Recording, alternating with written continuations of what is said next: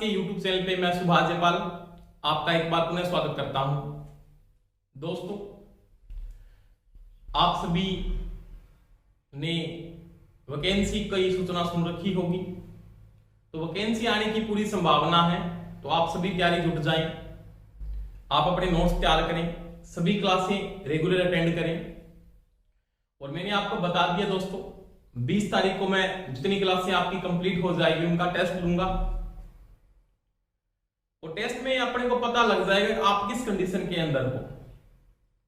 और सभी बच्चे अपने अपने नोट्स तैयार जरूर करें साथ साथ में, और क्वेश्चन को करके देखें। और एक मेरे सबसे बड़ी समस्या ये भी आ रही है आपकी कि शायद आप क्वेश्चन करके नहीं देख रहे। अगर आप क्वेश्चन करके देखते हो तो आपके प्रॉब्लम आएगी, अगर आपके प्रॉब्लम नहीं आ रही इसका मतलब आप पढ़ नहीं रहे। तो सभी बच्चे नियमित क्लासों को अटेंड करें और पढ़ें, टाइम निकालें, क्योंकि अब की बार जो भर्ती होगी उसमें जो कंपटीशन होगा वो बहुत क्रूशियल कंपटीशन होगा, क्योंकि वैकेंसी कम है और जो आपके पास भीड़ होगी वो ज्यादा होगी। उसमें पढ़ने वाले कितने वो अपने मायने रखेंगे। अपने को भीड़ से कोई लेना देना नहीं है, पढ़ने वाले कितने हैं वो मायने रखता है कंपटीशन के अंदर। तो आप जी जान लगा के मेहनत करना शुरू कर दें। मैं सभी क्रम वाइज आपको टॉपिक कंप्लीट करवा रहा हूं और सभी क्लासें आपकी कंप्लीट करवाऊंगा भी। सभी आप चैनल को सपोर्ट भी कीजिए साथ साथ में, और कोई समस्या आ रही है तो मेरे को कमेंट करके बता सकते हैं। दोस्तों, अपने टॉपिक चल रहा था डीसी जनरेटर, जिसमें अपने पढ़ेंगे डीसी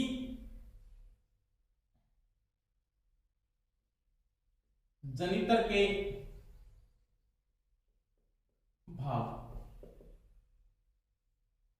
यानी डीसी जनरेटर के पार्ट्स के बारे में बात करेंगे कि मुख्य मुख्य कौन से पार्ट्स हैं उनके बारे में पढ़ेंगे। पर्सन पूछ लेता है, नॉर्मल पर्सन आपसे आपको पता होना चाहिए कि कौन सा पार्ट क्या काम आता है और किस लिए इस पार्ट का अपने यूज करते हैं। सबसे पहले मैं बात करता हूं, तो इसका जो सबसे पहले पार्ट आता है उसको बोलते हैं योग। युग भी कहा जाता है, योग या युग, इंग्लिश में क्या बोलते हैं इसको, योग, या इसको युग कहते हैं। हिंदी में क्या कहते हैं, युग, यानी इसको मैं ऐसे लिख सकता हूं युग, और इंग्लिश में इसको योग लिखा जाता है, या आप बोल सकते हैं नॉर्मल भाषा में काय या बॉडी, एक ही बात है। यानी डीसी जनरेटर की जो बॉडी है, यानी इसका जो बार का ये पार्ट है, जैसे मेरे पास कोई भी एक डीसी का जनरेटर मैं यूज कर रहा हूं, मेरे पास एक डीसी का जनरेटर है, मान लिया इसकी बार की बॉडी है, मान लिया ये बॉडी है, ये बॉडी,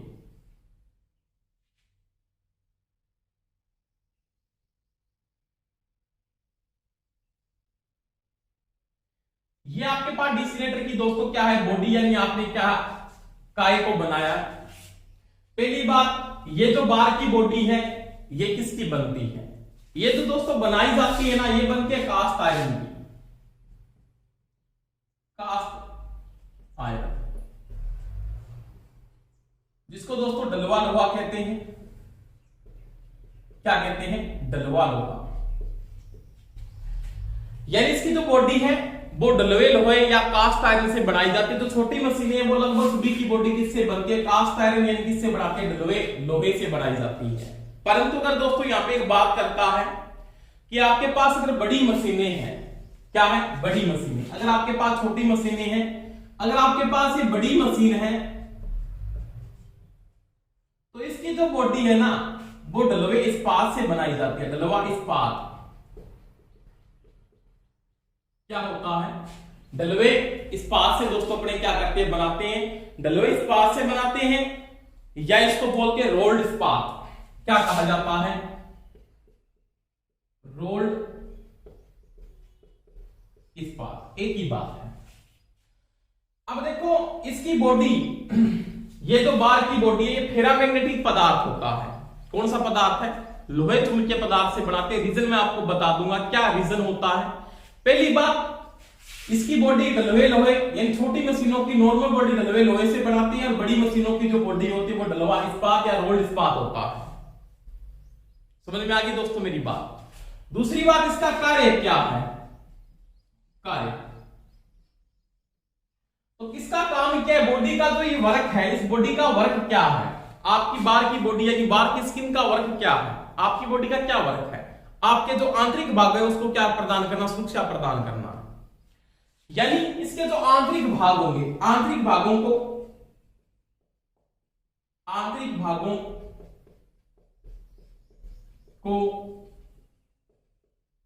सुरक्षा प्रदान करना, एक तो काम मुख्य इसका ये है।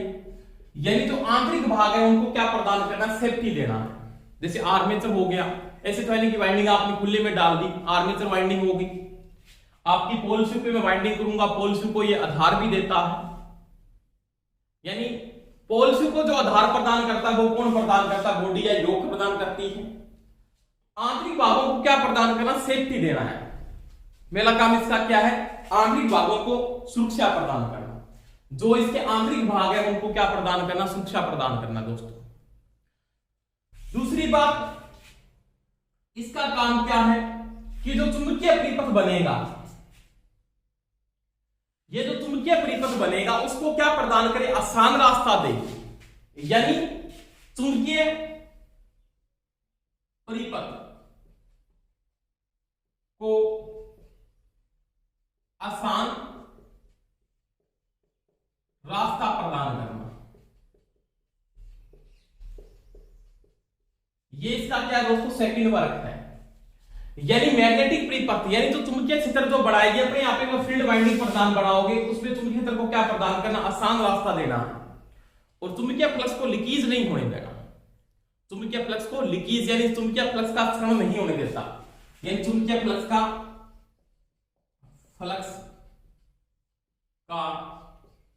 क्षरण न होने दे। ये इस बॉडी का क्या है दोस्तों? मुख्य कार्य है, बॉडी या योग का। अब देखो, अगर ये इसका वर्क है तो इस बॉडी में गुण क्या होना? जैसे मैंने इसको सिंपल बात किया, आपने यहाँ पे ढलवा लोहा यूज किया, बड़ी मशीन में आपने ढलवा इस्पात या रोल्ड इस्पात का उपयोग किया है। अगर मैं यहाँ पे एक बात करता हूं कि अगर इसकी जगह आप लकड़ी को यूज कर सकते हो? नहीं कर सकता, क्योंकि लकड़ी चुंबकीय परिपथ को आसान रास्ता प्रदान नहीं कर सकता। यानी जो आपका चुंबकीय परिपथ बन रहा है उसको आसान रास्ता प्रदान कौन करेगा? तो यही प्रदान करेगा ढलवा लकड़ी। फेरामैग्नेटिक पदार्थ है। कौन सा पदार्थ है? लोहे चुंबकीय पदार्थ की श्रेणी में आता है। अब देखो इसमें गुण क्या है। अब देखो गुण क्या होगा इसके अंदर। इसके मैं अगर गुण की बात करूं कि बॉडी में क्या क्या गुण होने चाहिए, इसके गुण, तो पहली बात है बॉडी इस पदार्थ की बनाई, इसमें निम्न प्रतिष्ठम्भ होना चाहिए। पहली बात तो निम्न प्रतिष्ठम्भ हो। प्रतिष्ठम्भ के बारे में मैंने दोस्तों समझाया, इसमें क्या बोलते हैं? रिएक्टेंस, निम्न लो रिएक्टेंस होना चाहिए बॉडी का। लिखने का प्रतीक भी मैंने बात की, एस का मतलब प्रतिष्ठम्भ का मान होना चाहिए निम्न, इसके बराबर होता है Fm/5। ये मैं टॉपिक आपको पूरा डिटेल से समझाया, मैग्नेट में करवाया प्रतिष्ठम्भ का मान। तभी मैंने आपको बताया था कि मैग्नेट का कॉन्सेप्ट आपको साथ साथ में कंप्लीट करना पड़ेगा, क्योंकि मैग्नेट यहाँ पे बहुत ज्यादा काम आएगा। तो प्रतिष्ठम्भ का मान निम्न होना चाहिए। अगर प्रतिष्ठम्भ का मान निम्न है तो उच्च क्या होना चाहिए? परमियंस होना चाहिए। उच्च परमियंस क्या होना चाहिए? उच्च परमियंस। समझ में आ गई मेरी बात? प्रतिष्ठम्भ का विलोमानुपाती होता है परमियंस। दोस्तों परमियंस का मान क्या होना चाहिए? उच्च होना चाहिए। मैग्नेट में मैंने आपको समझाया पूरा डिटेल से। और इसकी चुंबकशीलता भी क्या होनी चाहिए? बॉडी की उच्च होनी चाहिए। चुंबकशीलता का मान, चुंबकशीलता भी उच्च हो। तो ये बॉडी में नॉर्मल गुण होने चाहिए। अगर प्रतिष्ठम्भ का मान कम होगा तभी परमियंस का मान ज्यादा होगा, तभी चुंबकीय परिपथ में बल रेखाओं को क्या मिलेगा? आसान रास्ता मिलेगा। तो नॉर्मल सी बात है, निम्न प्रतिष्ठम्भ, उच्च परमियंस और चुंबकशीलता का मान भी क्या होना चाहिए दोस्तों? उच्च होना चाहिए। ये बॉडी के मोस्ट नॉर्मल क्या होते हैं? गुण होते हैं। तो ये दोस्तों मैंने किसकी बात की? बॉडी यानी काय, यानी किसकी बात की? योग की।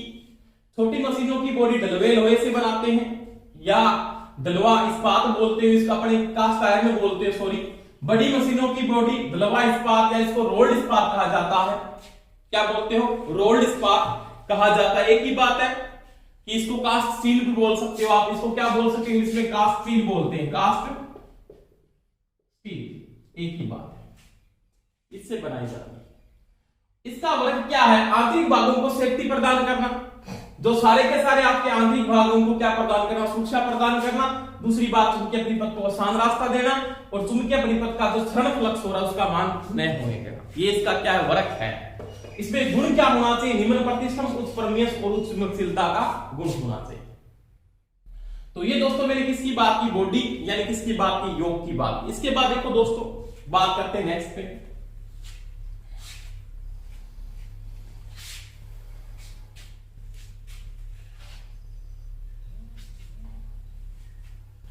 इसके बाद नेक्स्ट अपने बात करेंगे, वो देखो आराम से।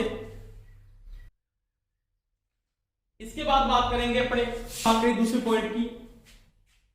इसका दूसरा टॉपिक उसमें क्या पढ़ेंगे? ध्रुव, क्रोड व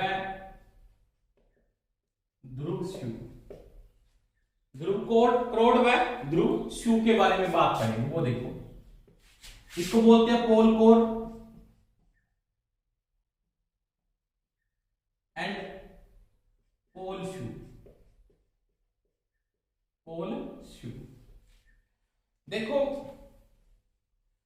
ये किस प्रकार से बना होता है? आपने देखा होगा बॉडी पे, नॉर्मल सी बात, इस प्रकार से इसको बनाया जाता है, जैसे इसको ऐसे बनाते हैं।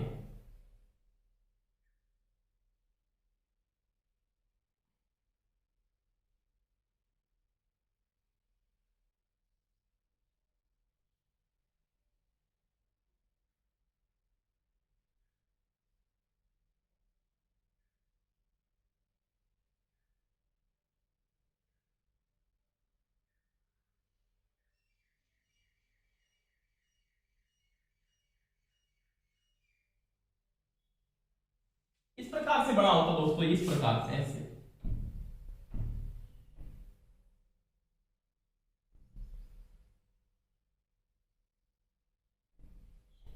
ऐसे। और यहां पे बारीक बारीक पत्तियों से क्या होता है? कटा होता है ऐसे। अब देखिए, इसमें दो भाग बात कर रहा हूं। इसका आगे का पार्ट ऐसे, इसको और बनाना तो आगे से बना देते हैं। पूरा का पूरा सिस्टम ऐसे बना होता है नॉर्मली, ये पूरा भाग। अब यहाँ पे नट बोल्ट की सहायता इसको किसके साथ कस देते हैं? इसके नट बोल्ट लगे होते हैं यहाँ पे, किसके साथ कस देते हैं? बॉडी के साथ। अब ये जो भाग है ना, ये वाला भाग, ये वाला भाग, इसको क्या बोलते हो? पोल शू कहते हो। क्या कहते हो? पोल शू। ये तो आपके पास पोल शू है। दूसरी बात, और ये क्या है? पोल कोर है। पोल कोर। अब इसको नटवोल्ट की सहायता, यानी पोल कोर को नटवोल्ट की सहायता से किसके साथ कस दिया आपने? पोल कोर को नटवोल्ट की सहायता किसके साथ कस दिया? बॉडी के साथ कस दिया। तो देखो यहां पे पोल कोर है ना, पोल कोर या ध्रुव क्रोड, जो आपका ध्रुव का क्रोड है, ये तो किससे बना होता है? ध्रुव क्रोड आप किससे बनाते हो? तो ध्रुव क्रोड को तो आप नटवोल्ट की सहायता से किसके साथ कस दोगे? उसको कस दो किसके साथ? बॉडी के साथ। तो ध्रुव क्रोड किसका बना? तो ध्रुव क्रोड तो बना था डलवा लोहा। क्या होता है? डलवा लोहा होता है, या कोई बात है डलवा इस्पात, ये होता है। और इसका काम क्या है कि जो चुंबकीय परिपथ आपका बढ़ रहा है उसको क्या प्रदान करना? आसान रास्ता प्रदान करना। यानी बॉडी की तरह ये सेम टू सेम बॉडी के साथ ये कसा होता है। ये नहीं पार्ट, ये जो पार्ट है इसको नटवोल्ट की सहायता से बॉडी के साथ कस देंगे। तो ये जो यहां तक का जो पार्ट है ना, ये वाला पार्ट, इसको तो बोलते हैं पोल क्रोड या बोलते हैं ध्रुव क्रोड, जो किससे बनाया जाता है? डलवे लोहे से बनाया जाता है। किससे बनाते हैं दोस्तों? इसको तो डलवे लोहे से बनाते हैं, परंतु आपके पास आपका ये ध्रुव शू है ना, ध्रुव शू, ध्रुव शू को आप पटलित इस्पात से बनाते हो, पटलित इस्पात से बनाते हो। पटलित का मतलब होता है बारीक बारीक पत्तियों में काटते हैं। इसका कारण होता है डिलेटबल को कम करना। बीच में आप क्या करते हैं? पटलित का मतलब लेमिनेशन यानी ऑक्साइड की परत चढ़ाई जाती है, या तो ऑक्साइड की परत चढ़ाती है या लेमिनेशन करके इसको बनाया जाता है। तो पटलित इस्पात से बनाते हैं। और पत्तियों की जो मोटाई होती है ना, पत्तियों की जो मोटाई इसके अंदर यूज करते हैं वो होती है 0.1 mm से 0.25 mm। यानी जो पत्तियों की नॉर्मल मोटाई होती है वो कितनी होती है 0.1 mm से 0.25 mm की पत्तियों को बारीक बारीक पतलित करके अपने क्या करते हैं, ध्रुव शू का क्या करते हैं, निर्माण करते हैं। तो ध्यान रखना दोस्तों, ध्रुव कोड को तो बनाते हैं ढलुए लोहे से या ढलुआ इस्पात से बनाया जाता है, परंतु ध्रुव शू को पटलित इस्पात से बनाते हैं। उसका जो साइज होता है वो 0.1 mm से 0.25 mm की पत्तियों को बारीक बारीक स्टेपिंग करके बनाया जाता है। तो इसका जो ये नीचे का पार्ट है ना, ये वाला पार्ट, इसको तो पटलित करके बनाते हैं। अब इसका जो आकार है ना, आकार अपने को वो पूछ सकता है, इसका जो आकार होता है ना वो किस प्रकार से बना होता है, यानी इसको किस प्रकार से अपने क्या करते हैं, बनाते हैं। यानी ये किस प्रकार से बना होते हैं, ये वक्राकार आकृति का होता है। किस आकृति का होता है, वक्राकार, वक्राकार आकृति से बनाते हैं। रीजन मैं बता दूंगा, इसका रीजन क्या है, इसको वक्राकार आकृति से क्यों बनाते हैं। सिंपल बात है, आप पोल्स को ऐसे भी बना सकते हैं। जैसे मैंने एक तो पोल को ऐसे बना दिया, आर्मी रख दिया, एक तो पोल आपने ऐसे बना दिया, तो यहां पे जो लीटर का मान ये समरूप नहीं फैला पाता है। अगर मैं इसको वक्राकार आकृति का ऐसे बनाता हूं, इस प्रकार से ऐसे, इसको भी ऐसे बना दिया, इसको भी ऐसे बना दिया, तो ये समरूप चारों लीटर को फैलाता, तब इसको किस आकृति का बनाते हैं, वक्राकार आकृति का बनाते हैं। वक्र की तरह बना होता है, यानी वक्राकार आकृति से इसको बनाया जाता है। समझ में आ गई दोस्तों मेरी बात। यानी ध्रुव शो को किस प्रकार से बनाया जाता है, वक्राकार आकृति से बनाया जाता है। इसका देखो काम, वाइंडिंग कहां पे स्थापित की जाएगी, वाइंडिंग या लपेटन पोल शू पर स्थापित करते हैं, पोल शू पर स्थापित करते हैं। कौन सी वाइंडिंग, कौन सी वाइंडिंग दोस्तों स्थापित करते हैं, यहां पे वाइंडिंग कौन सी स्थापित करते हैं, इसके अंदर कौन सी वाइंडिंग डालते हो यहां पे, तो वो डालते हैं फील्ड वाइंडिंग। कौन सी वाइंडिंग डालते हैं, फील्ड वाइंडिंग। अब फील्ड वाइंडिंग का काम सभी को पता है, मैंने बताया भी दोस्तों आपको कि फील्ड वाइंडिंग का काम क्या होता है, फील्ड वाइंडिंग का क्या वर्क है। तो फील्ड वाइंडिंग का वर्क क्या है, मैग्नेटिक चुंबकीय क्षेत्र स्थापित करना, ये मैग्नेटिक फील्ड बनाना, एमएफ बनाना। क्या काम करेगी, मैग्नेटिक फील्ड बनाना। दोबारा से मैं रिपीट कर रहा हूं, ध्रुव कोड किससे बनाते हैं, ढलुए लोहे से या ढलुए इस्पात से बना होता है। दूसरी बात, ध्रुव शू पटलित इस्पात से बनाते हैं। पत्तियों का साइज 0.1 mm से 0.25 mm रखा जाता है। इसकी जो ध्रुव शू की आकृति होती है वो किस प्रकार से होती है, वक्राकार आकृति का होता है। ऐसे वक्राकार आकृति का, किस आकृति का होता है, वक्राकार आकृति का होता है। और वाइंडिंग और लपेटन पोल शू पर स्थापित की जाती है, और इसका काम क्या होता है, वाइंडिंग का वहां पे मैग्नेटिक फील्ड बनाना, एक चुंबकीय क्षेत्र स्थापित करना, इसका क्या होता है, वर्क होता है। इसके बाद देखो इसका कार्य क्या है, इसके मुख्य मुख्य कार्य क्या है उसकी मैं बात करता हूं। वर्क क्या करता है, यानी काम क्या करता है, कार्य। तो पहली बात क्या है, चुंबकीय क्षेत्र को समरूप फैलाना। चुंबकीय क्षेत्र, जो चुंबकीय क्षेत्र आपका बढ़ रहा है उसको यहाँ पे क्या करना, समरूप फैलाना। समरूप का मतलब एक बराबर। तब इसकी आकृति कैसे बनाते हैं, वक्राकार आकृति से इसको बनाया जाता है। समझ में आई दोस्तों मेरी बात, यानी इसको किस प्रकार से बढ़ाते हैं, वक्राकार आकृति से बढ़ाते हैं। दूसरी बात, इसमें एक गुण ये भी होना चाहिए कि क्या गुण होना चाहिए इसका, तो इसमें चुंबकीय प्रतिस्तंभ का मान निम्न होना चाहिए। चुंबकीय प्रतिस्तंभ का मान क्या होना चाहिए, निम्न होना चाहिए। यानी आपके पास जो प्रतिस्तंभ बढ़ रहा है या रिलेक्टेंस बढ़ रहा है, उस रिलेक्टेंस का मान क्या होना चाहिए, निम्न होना चाहिए। अब देखो इसका काम क्या है, तीसरी बात करूं यहां पे, तो एयर गैप को क्या करना, को कम करना। एयर गैप का मतलब होता है ये, जैसे मेरे पास ये दो पोल हैं ऐसे बने हुए, आपके कम से कम यहाँ पे 2 पोल स्थापित किए जाएंगे, पोल है,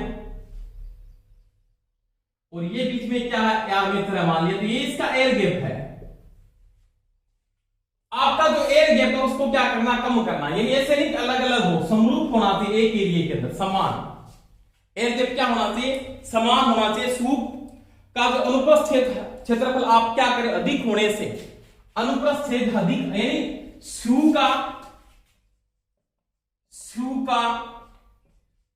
एरिया अधिक होने पर एयर गैप कम होगा, एयर गैप कम होगा। ये चीज का ध्यान रखना, क्योंकि एरिया को बढ़ाने के लिए मैंने किस आकृति का बनाया, इसको वक्राकार आकृति का बनाया है। तो वक्राकार आकृति का बनाने का मतलब ये था, इसका शू का एरिया बढ़ जाएगा, पोल शू का एरिया बढ़ेगा, तो इसका जो एयर गैप के मान में क्या आएगी दोस्तों, कमी आती है। एयर गैप का मान यहाँ पे क्या हो जाएगा, कम हो जाएगा। इसके बाद देखो दोस्तों, ध्रुव कोण और ध्रुव शू के बाद बात करेंगे अपने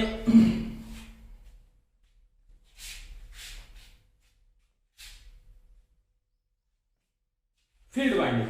किसकी बात करेंगे, 3 नंबर में बात करूंगा फील्ड वाइंडिंग। बिल्कुल सिंपल है, हिंदी में बोलते हैं क्षेत्र कुंडलन,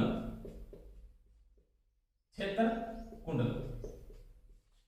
अब देखो पहली बात है, क्षेत्र कुंडल कहां पे स्थापित किया जाता है, क्षेत्र कुंडल स्थापित करते हैं वो कहां पे स्थापित करते हैं, पोल शू पर, ध्रुव शू पर स्थापित करते हैं,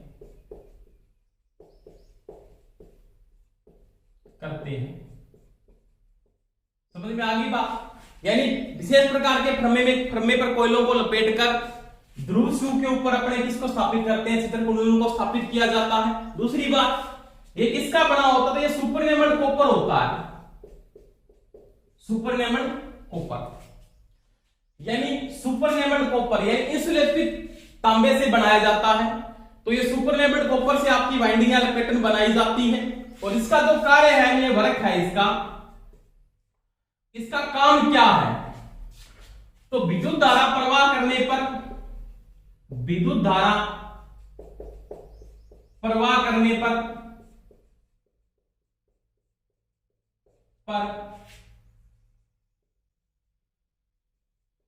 चुंबकीय क्षेत्र स्थापित करना, चुंबकीय क्षेत्र स्थापित करना, ये इसका क्या दोस्तों कार्य है, यानी इसका क्या है, वर्क है। फील्ड वाइंडिंग या क्षेत्र कुंडल कहां पे स्थापित की जाती है, तो वो ध्रुव शू या पोल शू पर स्थापित करते हैं, और उसका जो कार्य है तो वो किससे बनाई जाती है, सुपरनेमड कॉपर से बनाते हैं। किससे बनाते हैं, सुपरनेमड कॉपर से बनाते हैं। वाइंडिंग का जो साइज होता है 12 से 48 SWG का कंडक्टर काम आता है नॉर्मली, यानी वाइंडिंग तार होता है 12 से 48 SWG का चालक अपने यहाँ पे क्या करते हैं, यूज किया जाता है। वो आगे बात करेंगे तो वाइंडिंग टॉपिक पढ़ाऊंगा तो मैं इसके बारे में बता दूंगा आपको। इसका कार्य क्या है कि जो वाइंडिंग में धारा फ्लो की जाती है, वाइंडिंग में आप धारा प्रवाह करते हो, तो इसका काम क्या, चुंबकीय क्षेत्र स्थापित करना। इसके बाद देखो दोस्तों, बात करते हैं इंपॉर्टेंट आर्मेचर। किसके बारे में बात करेंगे, आर्मेचर, जिसको बोलते हैं रोटर। वैसे 4 नंबर किसकी बात कर रहा हूं, रोटर। और रोटर के रूप में किसका उपयोग होता है, यहां पे जो उपयोग होता है वो होता है आर्मेचर का। किसका उपयोग होता है, आर्मेचर का। नाम से पता लग रहा है आर्मेचर, किससे, आर्मेचर। अब देखो आर्मेचर के मुख्य यहां पे 2 पार्ट हैं, कौन कौन से, एक तो होती है आर्मेचर कोर, आर्मेचर कोर, और एक होती है armature winding, armature winding. 2 part है इसके, आर्मेचर कोर और आर्मेचर वाइंडिंग। दोस्तों मैं अगर बात करता हूं, आर्मेचर जो अपने बनाते हैं वो पहली बात है बना किससे होता है, यानी आर्मेचर की कोर किससे बनी होती है। आर्मेचर की कोर किससे बनती है, तो वो बनती है सिलिकॉन स्टील से। किससे बनाते हैं, सिलिकॉन स्टील। सिलिकॉन स्टील की बारीक बारीक पत्तियों को स्टेपिंग करके आप आर्मेचर कोर का निर्माण करते हैं। आर्मेचर की कोर किससे बनी होती है, आर्मेचर की जो कोर है वो सिलिकॉन स्टील से बनाई जाती है, सिलिकॉन स्टील से बनाते हैं। पत्तियों का जो नॉर्मली साइज होता है वो 0.35 से 0.6 mm होती है, यानी पत्तियों का जो साइज नॉर्मली होता है वो 0.35 से 0.6 mm होता है। अगर कहां से कहां तक नहीं दिया तो नॉर्मली इसका जो साइज वन है जो यूज करते हो 0.5 mm की होती है। यानी इस प्रकार से ये कैसे बना होता है, तो जैसे मैं अगर आर्मेचर की अगर बात करता हूं तो आर्मेचर आपका कैसे बना हुआ है। आर्मेचर, जैसे मैंने आर्मेचर की बात की तो आर्मेचर आपका नॉर्मली ऐसे बनाते हैं अपने, कि जैसे मेरे पास कोई भी एक आर्मेचर की बात करते हैं,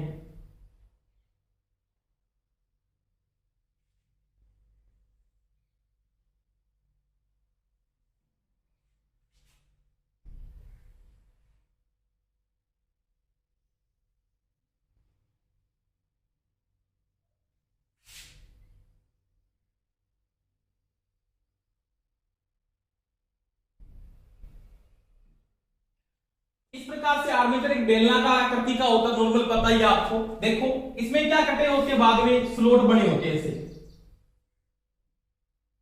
इस प्रकार से इसमें स्लोट कटे होते हैं ऐसे नॉर्मल, ये इस प्रकार से इसमें स्लोट कटे हैं। ये यहाँ पे इसकी क्या होती है, साख्त होती है। अब देखो इसके साथ स्लोट कटे हुए ऐसे कटे हुए, यहाँ पे स्लोट अंदर तक ऐसे।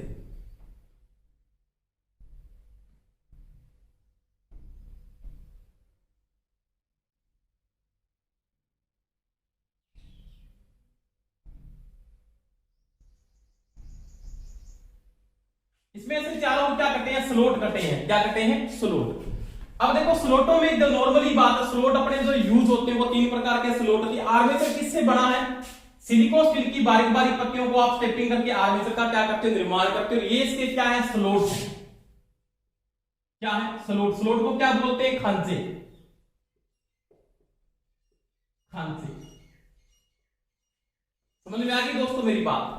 अब ये जो स्लोट है ना वो तीन प्रकार के अपने यूज होते हैं। खांचे अपने जो स्लोट होते हैं वो तीन प्रकार के आप यूज करते हैं। स्लोट आर्मेचर में कितने प्रकार से यूज किए जाते हैं, वो तीन प्रकार के होते हैं। वो देखो आप,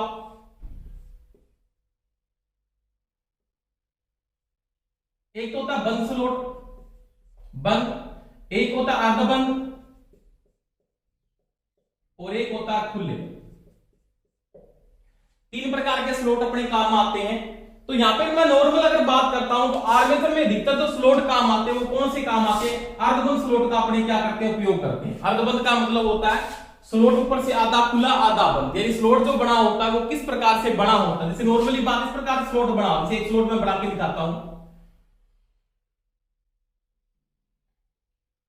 यानी ऊपर से क्या आधा बंद है ऐसे। इसके अंदर बाद में यहाँ पे बांस की फंसियां डाल के इसको लॉक कर दिया जाता है, ये वाइंडिंग बाहर नहीं निकलती। तो अधिकतर जो स्लोट काम आते हैं वो अर्धबंद काम आते हैं। शीतलन प्रणाली और वाइंडिंग की सुरक्षा की दृष्टि से कौन से स्लोट का उपयोग किया जाता है, अर्धबंद स्लोट का उपयोग किया जाता है। खुले स्लोट का उपयोग कहां पे करते हैं, जहां पे कोई भी चीज घूमती नहीं है, स्थिर है। जैसे मैं स्टेटर में खुले स्लोट का उपयोग कर सकता हूं कि जो आपकी चीज स्थिर है, जो रोटेशन में नहीं आ रही, जो रोटेट नहीं हो रही, जो यांत्रिक रूप से नहीं घूम रही, जो यांत्रिक रूप से नहीं घूमता, यांत्रिक रूप से नहीं घूमता। जैसे अपने बात करते हैं स्टेटर, तो उसमें आप कौन सा स्लोट यूज कर सकते हो, खुले स्लोट का उपयोग कर सकते हो। परंतु जो आर्मेचर है वो घूमता है, अगर वहां पे खुले स्लोट का उपयोग कर सकते हो तो आपकी यहां पे वाइंडिंग क्या निकल सकती है दोस्तों, बाहर निकल सकती है। समझ में आ गई मेरी बात। तो ये मैं नॉर्मली बात करता हूं कि इसके जो स्लोट है ना, स्लोट वो अधिकतर कौन स्लोट काम आते हैं, अर्धबंद स्लोट काम आते हैं। बंद स्लोट का आप उपयोग नहीं कर सकते, क्यों, क्योंकि बंद स्लोट क्या करेगा, हीट ज्यादा जनरेट करेगा वाइंडिंग में, हीट को ज्यादा जनरेट करता है। तो बंद स्लोट का मैं यहां पे उपयोग नहीं करता। आर्मेचर नॉर्मली किससे बनाते हैं, सिलिकॉन स्टील की बारीक बारीक पत्तियों को स्टेपिंग करके बनाया जाता है। अब सिलिकॉन स्टील की बारीक बारीक पत्तियों को स्टेपिंग करने का रीजन क्या, पहली बात सिलिकॉन का उपयोग क्यों करते हैं, सिलिकॉन का उपयोग, तो सिलिकॉन का उपयोग करते हैं स्थिर क्षति को कम करना। ये प्रश्न पूछ सकता है, स्थिर क्षति को कम करने के लिए किसका उपयोग करते हैं, स्थिर क्षति को कम करना। समझ में आ गई दोस्तों मेरी बात। यानी आर्मेचर में सिलिकॉन का उपयोग क्यों किया जाता है, तो सिलिकॉन का उपयोग इसलिए करते हैं कि स्थिर क्षति यानी स्टेसिस, जो मैंने करवाया आपको मैग्नेट के अंदर, बीएच बकर पूरा कंप्लीट आपको करवाया है वहां पे, क्योंकि मैंने आपको बताया था कि जहां पे धारा चेंज होगी बार बार, यानी धारा जहां पे एसी है वहां पे हिस्टैरिसीस लॉस होगा और आर्मेचर में एसी पैदा होगी। मैंने अभी बात की, इससे पहले वीडियो में मैंने बात में समझाई, आपको फ्लेमिंग के नियम में भी बताया था और माइकल फैराडे के नियम में भी बताया था। आर्मेचर में धारा कौन सी पैदा होगी दोस्तों? एसी पैदा होगी। और जो धारा एसी पैदा होगी तो उसमें क्या होगी? स्थितीय क्षति होगी, हिस्टैरिसीस लॉस होगा। यानी कौन सा लॉस होगा? हिस्टैरिसीस, जिसको लिखने का प्रतीक होता है WH, हिस्टैरिसीस क्षति। इसको कम करने के लिए अपने इसमें किसकी मात्रा डालते हैं? सिलिकॉन की मात्रा डाली जाती है, सिलिकॉन से मिलाया जाता है, इसको सिलिकॉन स्टील से बनाते हैं। रीजन क्या है? हिस्टैरिसीस क्षति कम हो जाए, क्योंकि सिलिकॉन का हिस्टैरिसीस नियतांक क्या होता है दोस्तों? कम होता है। तो वही बात है यहाँ पे, सिलिकॉन का उपयोग करने का कारण स्थितीय क्षति या हिस्टैरिसीस स्थिति को क्या करना? कम करना। और इसको पटलित क्यों करते हैं? पटलित या लेमिनेटेड एक ही बात है, या लेमिनेशन एक ही बात है, करके क्यों बनाते हैं? तो एडी करंट क्षति को कम करना, एडी करंट क्षति कम करना। लेमिनेटेड का मतलब इसको बारीक बारीक काट के बनाते हैं। क्यों? क्योंकि मैं एक सिंपल बात करता हूं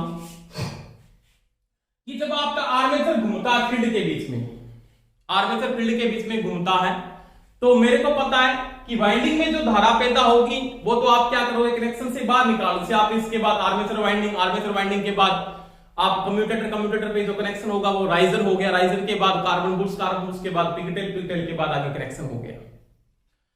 तो नॉर्मल सी बात है कि आर्मेचर में जो वाइंडिंग में धारा पैदा हो रही है वो तो आपने कनेक्शन से बाहर ले लो, उसका कोई मतलब नहीं है। यानी आर्मेचर वाइंडिंग में जो धारा पैदा होगी वो आपने कनेक्शन से बाहर निकाल ली। परंतु माइकल फैराडे ने तो ये बोला था कि कोई भी चालक अगर घूमता है उसमें इलेक्ट्रोमोटिव फोर्स पैदा होगा। तो सिलिकॉन स्टील क्या एक चालक है, कम चालक जरूरत धारा इसमें क्या होगी? कम पैदा होगी, क्योंकि कॉपर अच्छा चालक है, अच्छा कंडक्टर है। तो सिलिकॉन स्टील में भी क्या होगी? धारा पैदा होगी। तो वो धारा आप कनेक्शन से बाहर नहीं निकाल सकते, तो वो धारा क्या होगी? अंदर क्या करेगी? घूमती है किसके? आर्मेचर कोर के अंदर। उसके कारण यहां पे क्या होती है? हीट पैदा होती है, गर्म होता है। अगर ये ज्यादा गर्म होगा तो वाइंडिंग में जो इंसुलेशन है ऊपर से हट जाएगा गर्म होने के बाद, इसके कारण वाइंडिंग शॉर्ट सर्किट हो सकती है आपकी। तो वो क्या करता है कि वो जो हीट जनरेट हो रही है उसके परिपथ क्या कर दिया? अलग अलग कर दिया, बहुत से परिपथ बना दे, तब इसका प्रभाव ना हो। किसका? जो करंट पैदा हो रहा है उसका परिपथ क्या कर दे? बहुत से परिपथों में धारा को बांटते, इसके कारण करंट का प्रभाव बिल्कुल क्या हो जाएगा? कम हो जाएगा। और जो एडी करंट क्षति है वो क्या हो जाएगी दोस्तों? कम हो जाती है। एडी करंट क्षति के मान में क्या आएगी? कमी आ जाती है। यानी वो क्या करता? पत्तियों को बारीक बारीक काट कर या लेमिनेटेड करके क्या करेगा? वो लेमिनेटेड करके क्या करेगा? तो लेमिनेटेड करके क्या करेगा? वो एडी करंट क्षति को कम करता है और सिलिकॉन मिलाने का रीजन स्थितीय क्षति को क्या करना? कम करना। समझ में आई दोस्तों मेरी बात? अब देखो आर्मेचर वाइंडिंग का काम क्या है? आर्मेचर वाइंडिंग कहां पे स्थापित करोगे आप? स्लॉटों में आर्मेचर वाइंडिंग को डाल दिया, ऐसे आपने ऐसे, जैसे यहां पे मैंने आर्मेचर वाइंडिंग को डाल दिया, यहां पे मैंने आर्मेचर वाइंडिंग को डाल दिया, ऐसे इस प्रकार से आप यहां पे वाइंडिंग डाल दोगे आर्मेचर के अंदर। समझ में आ गई मेरी बात? अब देखो वाइंडिंग में क्या है, वाइंडिंग में टॉपिक में आगे बात करेंगे। वाइंडिंग के अंदर जो ये वाइंडिंग का अंदर जो भाग रहेगा ना, ये वाला भाग एक लूप का, उसको तो बोलते हैं जो स्लॉट के अंदर होगी तो वो तो होगी एक्टिव साइड। कौन सी होगी? एक्टिव साइड स्लॉट के अंदर होगी। परंतु यहां से जो बाहर निकलेगी ऐसे, ये जो बाहर निकल रही है ऐसे, इसको बोलते हैं रिएक्टिव साइड। क्या बोलते हैं? Reactive side. इसमें इलेक्ट्रोमोटिव फोर्स जनरेट नहीं होता। इलेक्ट्रोमोटिव फोर्स जनरेट किसमें होता है? आपका एक्टिव साइड के अंदर होता है। आर्मेचर वाइंडिंग का काम क्या? ईएमएफ पैदा करना, ईएमएफ पैदा करना। इलेक्ट्रोमोटिव फोर्स पैदा होगा और इलेक्ट्रोमोटिव फोर्स वाइंडिंग के किस भाग में होता है? तो वो होता है दोस्तों एक्टिव साइड के अंदर। ये भी आपको ध्यान रखना है। रिएक्टिव साइड का काम क्या? एक्टिव साइड को जोड़ने के लिए और परिपथ पूर्ण करने के लिए रिएक्टिव साइड का उपयोग किया जाता है। समझ में आई दोस्तों मेरी बात? तो ये था आर्मेचर की मैं बात कर रहा हूं। आर्मेचर कोड किसकी बनती है? सिलिकॉन स्टील की बारीक बारीक पत्तियों को बनाया जाता है। इसकी पत्तियों का साइज नॉर्मली 0.35 से 0.6 mm रखा जाता है। एक ही मान के साथ 0.5 mm लेके चलते हैं। सिलिकॉन मिलाने का रीजन क्या है? स्थितीय स्थिति को कम करना, स्थितीय स्थिति को क्या करना? कम करना। पटलित करना, लेमिनेट करना या लेमिनेशन करना, किस स्थिति को कम करना होता है? एडी करंट स्थिति को क्या करना दोस्तों? कम करना। समझ में आ गई मेरी बात? अब आर्मेचर की पत्तियों को बारीक बारीक काटने का रीजन मैंने यहाँ पे बता दिया है। उसके बाद मैं कहता हूं आर्मेचर में स्लॉट 3 प्रकार के काम आते हैं। बंद स्लॉट आप नॉर्मली यूज नहीं करते, हीटिंग ज्यादा पैदा होती है यहाँ पे। अर्धबंद स्लॉट और एक कौन से होते हैं, खुले स्लॉट। ज्यादा अपने जो आर्मेचर में स्लॉट किस प्रकार के काम आते हैं, अर्धबंद स्लॉट का उपयोग करते हैं। जो घूमने वाला पार्ट है उसमें अर्धबंद स्लॉट का उपयोग किया जाता है। हीटिंग और वाइंडिंग की सुरक्षा की दृष्टि से कौन से स्लॉट का ज्यादा उपयोग करते हैं, अर्धबंद का। परंतु जो भाग रोटेशन में नहीं आ रहा, जो स्थिर भाग है, जैसे स्टेटर की बात करें तो स्टेटर स्टेशनरी पार्ट है, वो स्थिर पार्ट है, तो उसके अंदर आप कौन से स्लॉट का उपयोग कर सकते हैं, खुले स्लॉट का आप उपयोग दोस्तों कर सकते हैं। समझ में आई दोस्तों मेरी बात। तो ये बात अपने किसकी की, आर्मेचर की बात की। इसके बाद देखो, इसके बाद अगर आप दोस्तों यहां पे बात करो तो आर्मेचर कोड को आप सिलिकॉन स्टील से क्यों बनाते हो, फेरामैग्नेटिक पदार्थ है। ये जो पदार्थ है वो कौन सा है, फेरामैग्नेटिक पदार्थ है। फेरा है, लोहे चुंबकीय पदार्थ है। अगर कोई आपको यहां पे पूछ लेता है कि आपने, मैंने बात की पोल को तो आपने फेरामैग्नेटिक पदार्थ से इसलिए बनाया कि वहां पे चुंबकीय क्षेत्र को स्थान फैलाना, आसान रास्ता प्रदान करना, परंतु यहां पे कोई चुंबकीय क्षेत्र पैदा करना थोड़ी है इसका आर्मेचर का काम। यहां पे आर्मेचर का कोई काम चुंबकीय क्षेत्र पैदा करना नहीं है। समझ में आ गई दोस्तों मेरी बात। आप और पदार्थ से भी इसको बना सकते हैं, परंतु आप लोहे चुंबकीय पदार्थ से क्यों बना रहे हो, रीजन इसका मैं बता देता हूं आपको। एक लोहा होता है ना, लोहा वो ताप का स्थानांतरण क्या करता है, ज्यादा करता है ताप, क्योंकि वाइंडिंग में जो हीट पैदा होगी उसका स्थानांतरण करने के लिए ज्यादा काम में आता है। जैसे लोहे के जो लोहे चुंबकीय पदार्थ की जो श्रेणी में पदार्थ आते हैं वो तापमान का स्थानांतरण ज्यादा करते हैं, तो वाइंडिंग में जो हीट पैदा होगी उसका स्थानांतरण कौन करेगा, तो ये लोहे चुंबकीय पदार्थ ज्यादा करते हैं। तब इसको अपने किससे बनाते हैं, सिलिकॉन स्टील से बनाते हैं। किससे बनाते हैं, सिलिकॉन स्टील से बनाया जाता है। क्यों, क्योंकि तापमान का स्थानांतरण क्या करता है, ज्यादा करता है। ये चीज का ध्यान रख लेना। यहां पे आप सिलिकॉन स्टील का उपयोग या लोहे चुंबकीय पदार्थ का उपयोग आप क्यों कर रहे हो, तो वो ये ताप का स्थानांतरण क्या करता है, ज्यादा करता है। और इसके अंदर यहां पे क्या होते हैं, एडक्स होते हैं, एडक्स। इस प्रकार से जो वाइंडिंग को क्या प्रदान करेंगे, स्थलन प्रदान करेंगे। तो ये दोस्तों मैंने किसकी बात की, आर्मेचर की बात की, नॉर्मल बात है। इसके बाद देखो, इसके बाद आता है टॉपिक आपका, वो आता है कम्यूटेटर।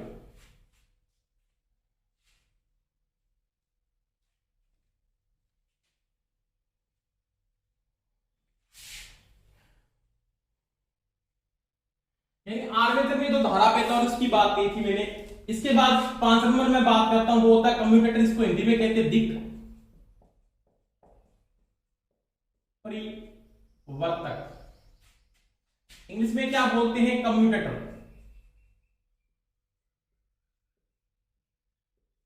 क्या कहते हैं, कम्यूटेटर। देखो दोस्तों, कम्यूटेटर का काम क्या है। अगर आपको कोई ये पूछ लेता है डीसी मशीन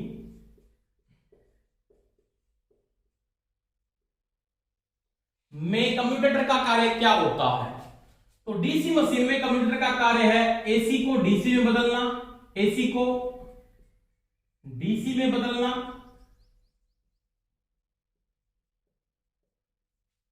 व डीसी को एसी में बदलना। ये चीज का ध्यान देना दोस्तों। अगर वो डीसी मशीन रख रहा है सीधा, तो डीसी मशीन का मतलब डीसी जनरेटर भी हो सकता है, डीसी मोटर भी हो सकती है। तो डीसी मशीन में जो इसका कार्य है ना, वो एसी को डीसी में बदलना और डीसी को एसी में बदलना, ये दोनों काम करता है। परंतु अगर आपने को ये पूछ लेता है डीसी जनरेटर में इसका कार्य, तो डीसी जनरेटर में इसका काम है एसी को डीसी में बदलना। ये चीज का ध्यान रखना। तीसरी बात, अगर वो यहां पे पूछ लेता है डीसी मोटर, ये तीनों का तीनों क्वेश्चन आए हुए, ध्यान रखना दिमाग के अंदर, ये तीनों प्रश्न आए एग्जाम के अंदर।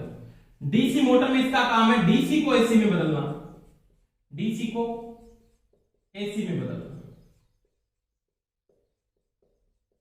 कम्यूटेटर या इसको बोलते हैं दिक् परिवर्तक।